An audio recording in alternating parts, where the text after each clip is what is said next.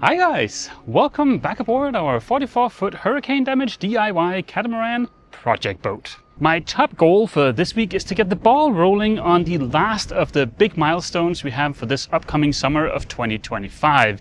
We need to figure out what we're going to do about the steering.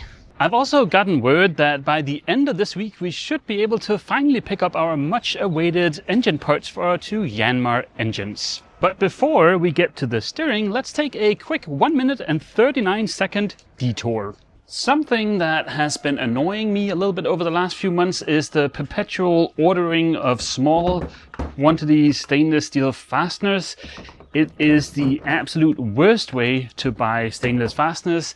It gets to be very expensive and there's all kinds of shipping delays and stuff like that. So let's see if we can remedy that. I picked up these really nice boxes. They were on sale at Harbor Freight, and these are what I'll use to organize my new treasure. I want to find somewhere where I can order stainless steel fasteners that are a good mix between price and quality, because I don't want super expensive and I don't want super bad quality either. One of the promising places I found to buy stainless fasteners online, they had these assortment kits. And I figured that would be a good way for me to see some of their fasteners, but also for me to figure out what sizes I'll actually use for the boat. Keep in mind, I don't know if these are particularly good or particularly bad quality. All I know is they were a little bit cheaper than McMaster and they had a pretty decent selection. While these boxes are nice, for a refit this size, they are a little bit undersized, so hence the big boxes from Harbor Freight. In this assortment, there are definitely some of these that are too small for stuff I'll use here aboard the boat. These ones and these ones. I doubt I'll ever use those, but the rest of them, they look pretty decent. I sorted through all the fasteners, the nuts and the washers and got them into their new home. And I also labeled each of the little containers to know what I need to order once a container is empty. While this may not look like a lot, it should do away with 90% of my last minute ace trips. And if after a while I figure out there's a size of these I don't use, then I can always reallocate that little bucket for something I do use. In terms of meeting our self-imposed deadline of being able to get the catamaran in the water this summer if we want to, there's one major thing we really need to start working on. That is the steering. I've done a little bit of work off camera because we kind of have two options. As you can see here, our existing steering system is from Lewmar, or I think it was made by Whitlock, but then they were bought by Lewmar. It's a really nice setup. It's rack and pinion, so that means there's no hydraulic fluid, there's no chain, there's no cables. It's very simple and robust. These two components I think I could service and they would probably be usable. This somewhat dodgy bucket contains the autopilot drive unit. Having a reliable autopilot is so important when you're sailing offshore, especially if you're short-handed. That old thing, it looks a little bit wonky to me.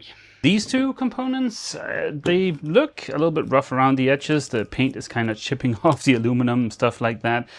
If I had to, I'm sure I could rebuild these with some nice service kits.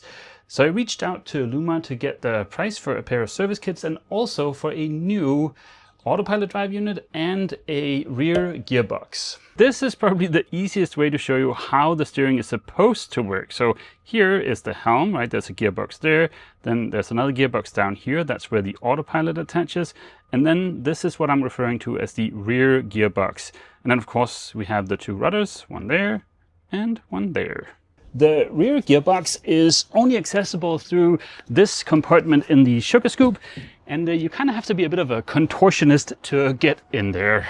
I'm not gonna crawl in there with the camera. I had a heck of a time getting in there the other day, but suffice it to say, our rear gearbox is not doing that well. I contacted Lewmar, and after a bit of back and forth and some waiting, I got a quote back for a new autopilot drive unit and the new rear gearbox. So no service kits for these included in this price.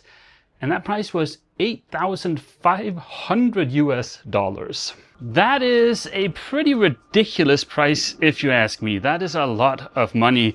I asked if there was any wiggle room on the price, and immediately I got a somewhat short reply back saying, no, prices are set.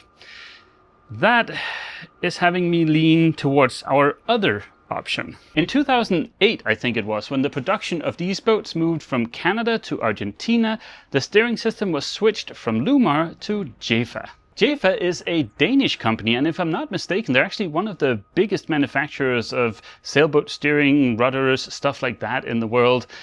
You may want to double check me on that, but I believe I heard that once. And they have a really good reputation, so I figured it might be worth looking at that option too. These are all the components we would need to replace our entire steering system with a Jefa system.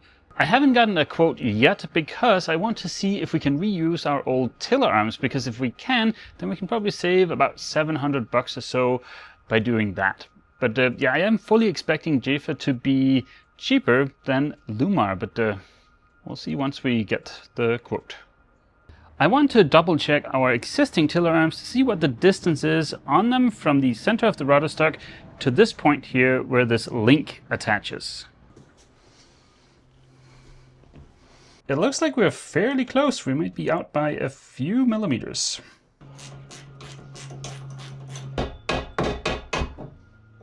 The tiller arm over here on the starboard side was never submerged, so this looks perfectly fine to me. It's definitely usable. I've just real quick wiped off the one on the starboard side a little bit, and that looks usable too. The reason I disconnected the tie rod on the port rudder was to verify that the rudder moves freely and that there's no excessive play. I was able to check the starboard rudder when I did my little survey of the boat, and that one is fine. I figured the reason I couldn't move the port rudder when I first saw the boat was simply just because it was still via the tie rod connected to that rear gearbox. And now that the tie rod is off, that feels perfectly usable. There is some damage to the trailing edge of the rudder here, but that's not a super big concern right now.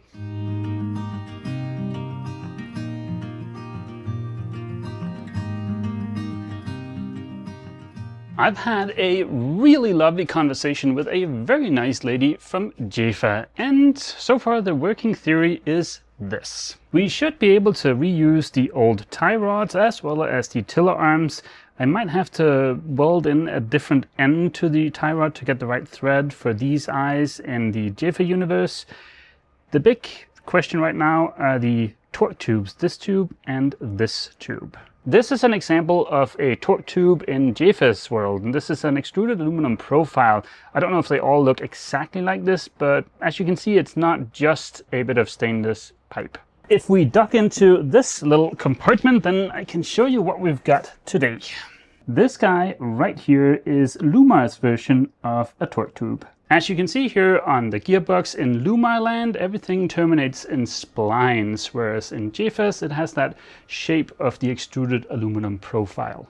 The reason I would love to be able to reuse the Lewmar torque tubes if I can is because the longest one of those is I think 3.5 meters or 11 feet. All things being equal, if we don't have to ship something that's 11 feet long, I'm sure it's going to be much faster, cheaper and easier to ship. I'm waiting to hear back from Jefa. It's been a couple of days. I'll give them a couple of days more and then I'll start pestering them. Hopefully they have something that will allow me to reuse the old torque tubes. If not, then that's fine too. Either way, I really hope we'll be ready to place an order within the next couple of weeks. For those of you who have been missing Oh Glorious Sanding, I've got some good news because it looks like starting Monday next week, we should have a weather window to at least get started on the repairs on the hull. So I've gone out and I have repurchased the exact same tools I had back in Denmark. With one little exception, because while I was able to get this sanding board in the shorter version, the longer version of this was out of stock. But that's okay, because I was able to get the long version of the putty application board, and that's where I feel like the value is really at with the flexi sanders. Of course, no ferrying fest would be complete without copious amounts of sandpaper and also a big box of Durablocks. If memory serves, this is the version I had back in Denmark, and that came in useful so often. So yeah, that's a good addition to the tool trailer. I might actually return the sanding board here, because over here it seems like most of the sandpaper in rolls with hook and loop on it is 2 3/4 rather than 4.5 inch. I found some 4.5 inch, but it's the Mirka one, and they want like $80 for 10 yards, like something insane. So yeah, if you know of a good place where I can get 4.5 inch wide hook and loop sandpaper, then please go ahead and leave a comment down below. I've been getting the ball rolling on a lot of stuff this week. Like, we have the steering underway now. I've also ordered the last few bits we need for the anchoring setup. That's going to be some starboard, some fiberglass tubes, and these chain stoppers here. So I'm kind of using this video as that little bit of a Q&A/buffer video I mentioned a few weeks back. I saw quite a lot of you guys left comments asking for more details about how to make stuff in CAD, and we're going to use this chain stopper as an example of that. This guy is going to be through bolted through the tramp ramp. While there's never going to be that much load on this guy, I don't think, let's say for the sake of argument I wanted a backing plate for this. I use Fusion 360, and I'm not sure this is true for all CAD software, but it's definitely true for Fusion 360. The learning curve is kind of annoying. Like, this would be a nice learning curve, right? Something where it's not super hard to get started, and well, then you're gonna get better as you go along. For Fusion 360, it feels more like this. And that hump is hard to get over. I think the best thing you can do is to start out with a simple project, and something like this backing plate would be a good example of a simple project. Now, I also did go out when I was trying to learn Fusion 360 and just hire a tutor for, I think it was 3 hours or something like that, and that really helped me get over the hump. There are tons of good YouTube tutorials out there, but just having the back and forth, at least for me, worked really well. I've wedged the little chain stopper in the cardboard box here so that it's held nice and firm in place. Now I'm going to center up my camera and just take a photo of the back of it. Keep in mind, there are so many ways of skinning this cat. I'm going to use a photo to get the alignment of the two holes correct. You could also just use calipers and measure it out and draw it based on that. You could also use a 3D scanner, although that would be a bit of overkill for a simple part like this. I've opened up Fusion 360. This is what you see as soon as you open it up. The first thing we're going to do is to go to Insert, Canvas, and then we'll select our photo that we just took, which is this guy. And then we choose which phase to put it on. For this simple part, it doesn't really matter, but for the sake of argument, let's say top here, and then you click the little yellow guy, and OK. Right now, this picture is not the correct size, so we want to go to Canvas, right-click our image, and then go Calibrate. To do the calibration, we'll need to know some kind of measurement on our part here. Let's do the holes. That seems like a good way of doing it. These seem to be about 13.3.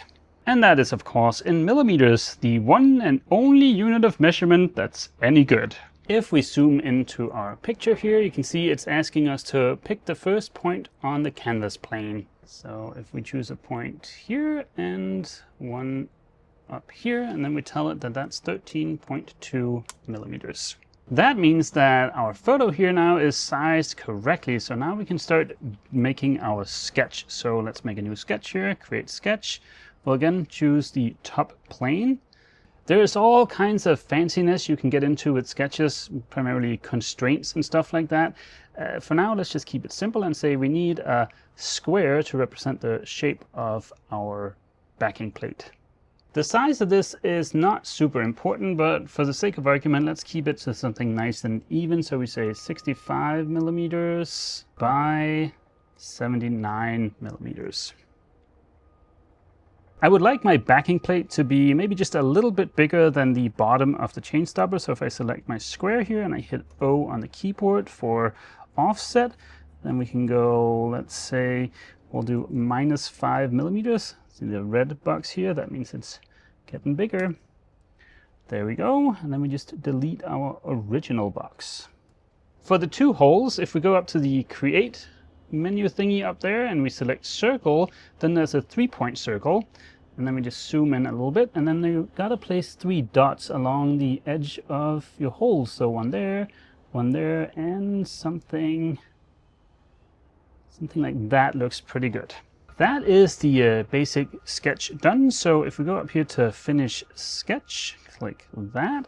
Now you can either hit E on your keyboard for extrude, or you can go up to this little icon up here, that guy. And we gotta choose the shape we want to extrude. And then let's, for the sake of argument, say we want to make this in 6mm stainless or whatever. So we go 6mm. To make this a little bit less confusing to look at, we can go over here to our canvas folder here, and we can turn off our image so that we just see the part.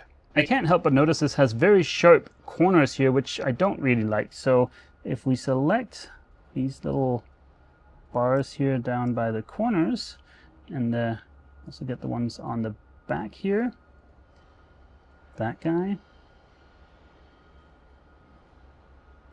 and that guy, then we can go up to this icon up here, which is fillet.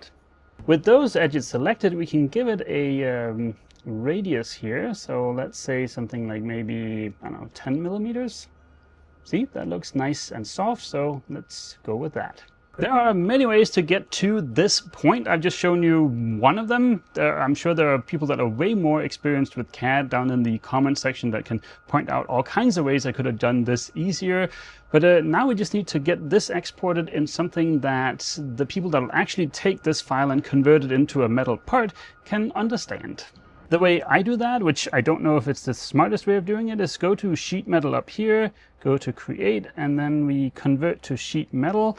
And then we select our part, and here we set the thickness to 6mm previously. If we had bends in it, something like that, it might be nice to set the type. We can set that as stainless steel. Hit OK. Now we go up to this guy up here, which is called Create Flat Pattern. This would be a lot more impressive if this was something with bends in it, but we don't have any bends. Now that we have a flat pattern here, there's an export button up here where we can export a DXF file. We'll just call that Super Awesome Backing Plate.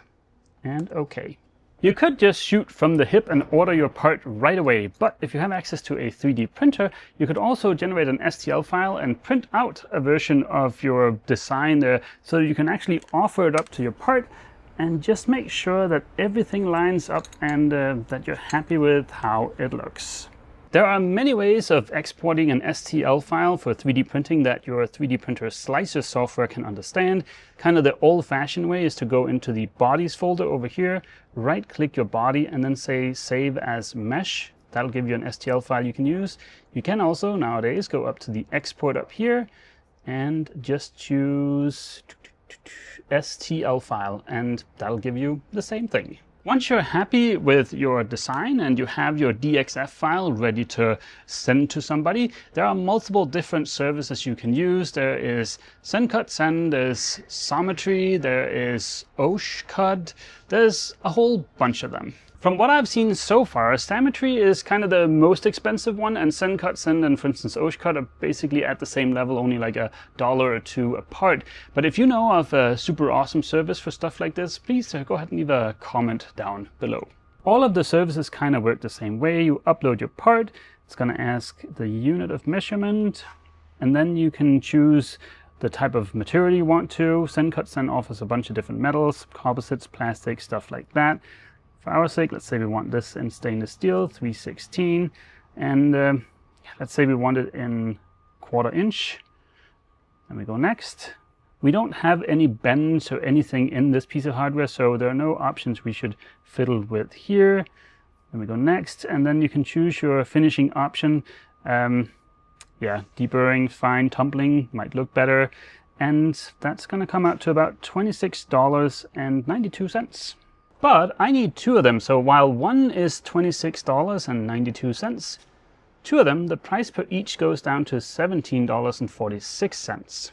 So where a process like this shines is if you know you need, for instance, 10 of these, then ordering 10 of those through something like SendCutSend is going to be way faster than doing it yourself.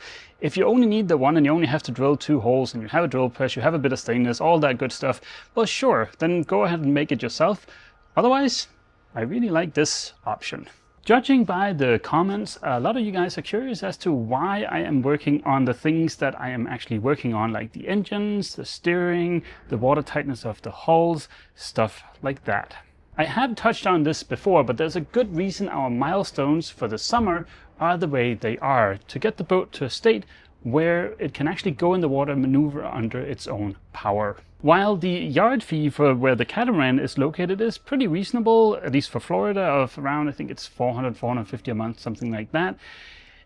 That's only one part of the puzzle, because where Athena is, we're paying $1,200 a month. So combine those two, that's $1,600 a month for basically just rent and storage fees. Add to that the fact that it's a 45-minute drive to get from where Athena is to the catamaran.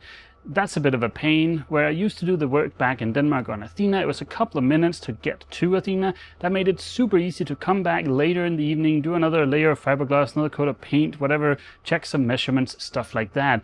The 45-minute drive, that kind of kills that. In this area of Florida, the absolute cheapest we've been able to find a slip for Athena for is $900 a month. So we could potentially move a little bit closer, but we wouldn't be saving that much money. And then there's the weather here in Florida. During the summer, it is nuts. And I know all the way up and down the East Coast, it gets unpleasant during the summer.